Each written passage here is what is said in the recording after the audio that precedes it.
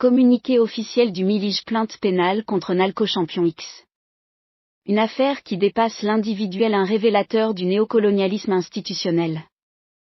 Le mouvement international pour la libération de la Guinée équatoriale, Milige, fondé par l'ingénieur pétrochimiste et réfugié politique Raimundo Ella Nsang, annonce officiellement son soutien et sa vigilance face au dépôt de plainte pénale. Enregistré le 13 juin 2025 au tribunal judiciaire de Bobigny, France, visant l'entreprise Nalco, aujourd'hui Champion X, ainsi que plusieurs de ses responsables. Pour des faits extrêmement graves, harcèlement professionnel, discrimination, escroquerie, mise en danger, spoliation, et collusion avec le régime dictatorial de Guinée équatoriale.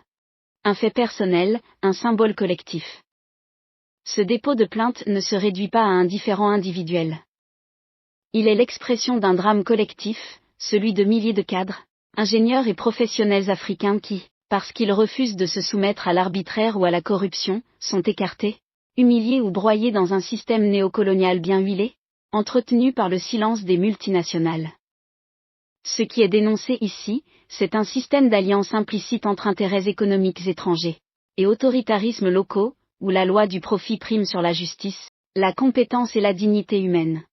Une plainte politique et structurelle. Milige considère que cette action judiciaire révèle la compromission d'entreprises internationales avec des régimes qui persécutent leurs citoyens, exposent le mépris envers les élites locales africaines, en nommant à des postes clés des personnes non qualifiées, mais politiquement connectées. Dénonce le rôle passif ou complice de cadres expatriés qui utilisent leur statut pour abuser de leur pouvoir sans craindre de rendre des comptes. Interroge le double langage des démocraties occidentales, qui octroient l'asile politique à des victimes qu'elles laissent ensuite être harcelées sous leur propre territoire. Ce que Milige demande.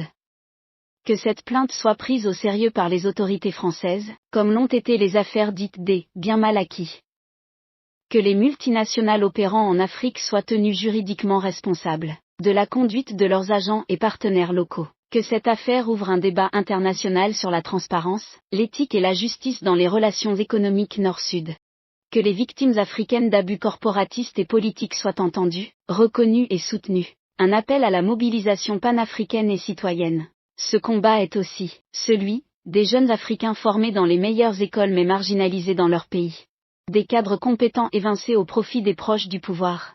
Des peuples privés de justice par la faiblesse des institutions et la complaisance internationale. C'est pourquoi Milige appelle les citoyens de Guinée équatoriale à s'informer et à partager ce combat pour qu'aucune injustice ne soit plus jamais invisible. Les intellectuels africains à se mobiliser contre le système de recyclage des incompétents et de criminalisation des talents, les médias, les ING, les universitaires et les acteurs de la justice internationale à relayer cette plainte comme un cas emblématique du néocolonialisme du XXIe siècle. Ce combat nous concerne tous.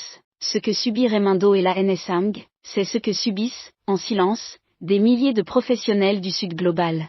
Trop souvent, leurs compétences sont piétinées, leur dignité niée, leur avenir sacrifié. Cette plainte est une étincelle, une pierre dans le mur du silence. Milige la portera jusqu'au bout, car la justice est un droit, car l'Afrique ne peut plus être une zone d'impunité, car la vérité ne peut plus être étouffée.